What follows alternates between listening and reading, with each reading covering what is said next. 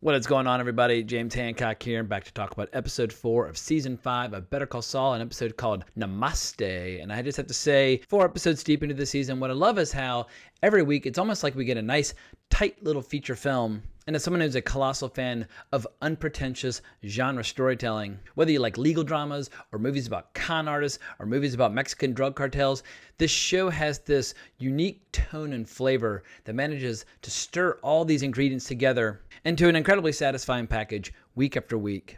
But before I get to my official review of Namaste, I do want to give a shout out to the most recent episode of Better Call Saul Insider. Every week they do a great job of breaking down the previous episode and how it got made. And if you were as impressed as I was with the ice cream cone sequence and the ants last week, they go into all the details about how they had an animal wrangler come from Los Angeles who brought his ants with him. They shot the scene. They shot like 9 hours worth of footage to cut together. And then at the end of it, he took his ants home with him.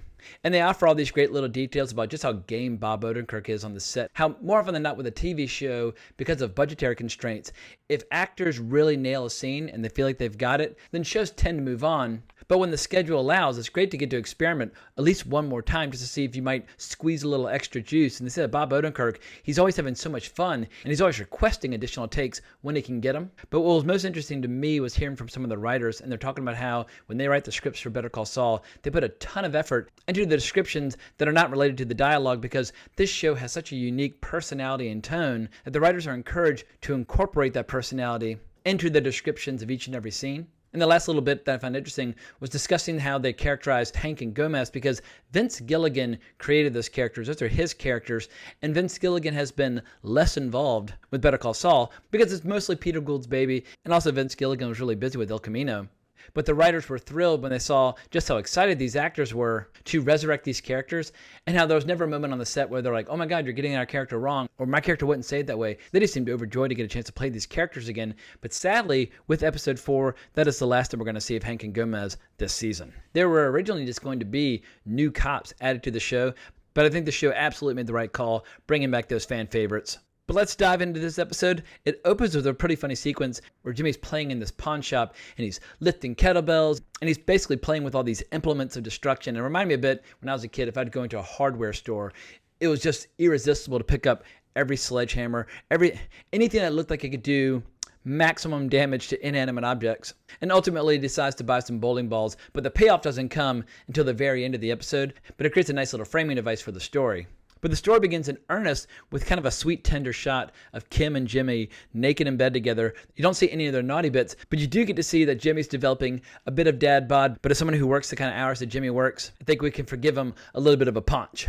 But what I continue to love about the relationship is this kind of give and take, or this push and pull in terms of the war for Kim's soul. Because on one hand, in the previous episode, she had a lot of fun throwing those beer bottles out into the parking lot. And in the morning, in this episode, Jimmy says that they pay rent for a reason. The building would take care of it. But we see Kim sweeping up while she's on the phone with a new employee. So while she clearly is having second thoughts about her behavior from the previous evening, on the other hand, as we see over the course of this episode, she's more than aware of Jimmy's skills and attributes as a lawyer.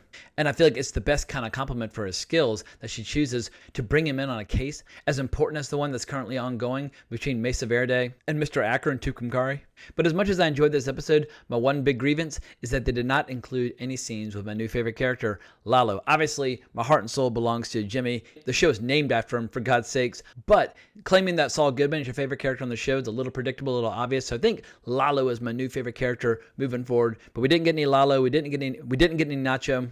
But we did get a fantastic sequence with Gus that plays into the deal that was made between Saul, Crazy 8, and Hank and Gomez the previous episode. Because if you remember, they basically came to an arrangement where Crazy 8 would give up some drop locations, and if they led to arrests and actual actionable information, they would drop all the charges on Crazy 8. And then Lalo in turn used that to try to do damage to Gus's operation, and Gus doesn't want Lalo to know that not just feeding him information, so he goes through with the cash drop-off as planned, but with one slight twist where he informs one of his key personnel about what's going down so that he'll escape. But we get this fantastic scene where Hank and Gomez, they're staking out the location. They arrest 3 guys who dropped off $700,000.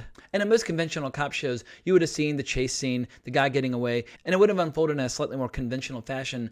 But what I love about Better Call Saul is that every opportunity they have to make the show more cinematic, more epic, more like a movie, they always take it. So we get this incredible cross-cutting going back and forth between the chase scene and Gus and this poor employee who's basically being traumatized into cleaning this fryer area over and over and over again with steel wool, because Gus is a little nervous and anxious about how this is all going to go down, and he's waiting for a call and wants to make sure that his guy gets away. But while he's waiting for the call, there's no reason for him to suffer alone, and so he just keeps making this guy clean it again and again.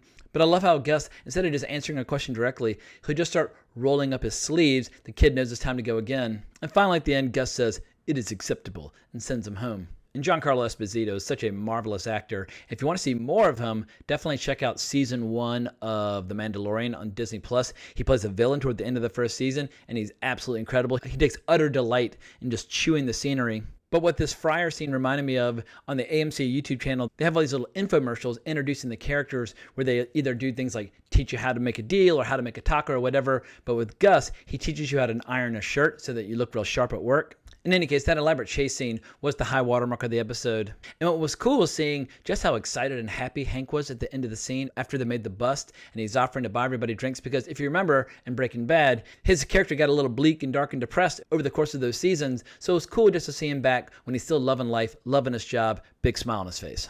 And we got a few more interesting scenes with Mike this episode where we see how he's starting to circle the drain in terms of the transformation of his personality to the character that we knew in Breaking Bad. But we see that his former daughter-in-law, where she recognizes that something's just going on with Mike. She feels uncomfortable leaving him alone with her daughter and prefers for her new babysitter to take over that job. But she does throw Mike a bone and say, "Let's get together for dinner next week," etc. But Mike's so pissed off from the exchange, he goes back to see those youths from a previous episode again. And while he gets a few licks in this time, they beat 7 shades of shit out of him, end up stabbing him with a knife. But then he wakes up in this mysterious location. It looks like a little pueblo down in Mexico. And in the teaser for the next episode, we see him talking to an unidentified character. But obviously, I think this is going to be a major part of getting increasingly involved in Gus's organization. And we also get a brief little teaser where he's talking to Saul Goodman, making a reference to him practicing law again. So I'm very fired up to see Mike and Saul interacting again in the next episode.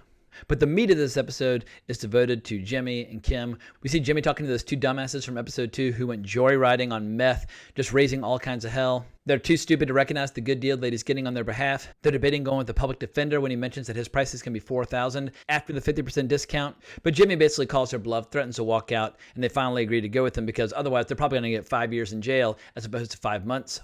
But the big twist in this episode is that Jimmy sits down for a lunch with Howard. And Howard basically asks Jimmy to define who Saul Goodman is, and he says that he's the last line of defense for the little guy, the righter of wrongs. And Howard asks a really valid question. He says, "Well, how come you can't do that as Jimmy?" But then he elaborates and says, "You know what, we should have hired you back in the day in spite of Chuck's objections." And so he tries to make things right by offering him a gig at HHM because he respects his scrappiness, he respects his intelligence. And I think it's clear Jimmy's not going to take the gig because the episode ends with him throwing bowling balls into Howard's property. But it's cool seeing how Jimmy now has the respect of his fellow attorneys, and they're recognizing that he's no longer the neighborhood punching bag that a lot of people like his brother Chuck regarded him as way back when.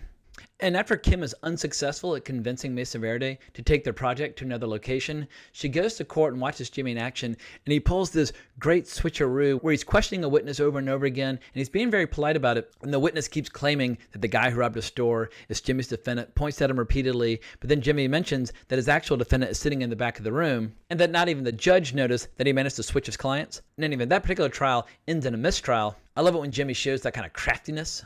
And that's when Kim asked him to come on board, helping her in a discreet way make things right down in Tucumcari. Kim sends Jimmy down to see Mr. Acker. And I love how his icebreaker is showing a picture of a guy having sex with a horse. And he's basically saying that he'll do whatever it takes to stick it to Mesa Verde. And Mr. Acker's impressed. And the next thing you know, he's Jimmy's new client. But something tells me this will probably, in the long run, not really work in Kim's favor because she should just quit working at Mesa Verde, go full pro bono, and then take on clients like Mr. Acker, if that's really where her passion is. But trying to play both sides like this could get her in trouble up to her ears very, very quickly, especially given Saul Goodman's history of cutting corners and so on and so forth. But overall, I thought this was a very solid episode. I won't go so far as to say that this is my favorite episode of the season because I think it actually might be the weakest of the 4 so far. But as I've said in previous videos, Better Call Saul is always either good or great. There's never been a bad episode that I can remember.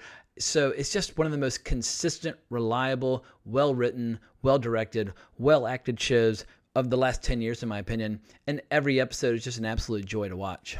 So sadly, starting next week, we'll be halfway through the season. I feel like the season just got started, but I'm enjoying every second of it. But if you want to talk more about Better Call Saul or Breaking Bad or anything movie or TV related, you can always find me on Twitter at Colbrax. I'm pretty much there day or night. But if you enjoyed this review, please consider subscribing to my channel and hitting that notification bell. That's very helpful. But I can't thank you enough for watching the video. I really appreciate it. But more importantly, as always, onwards and upwards.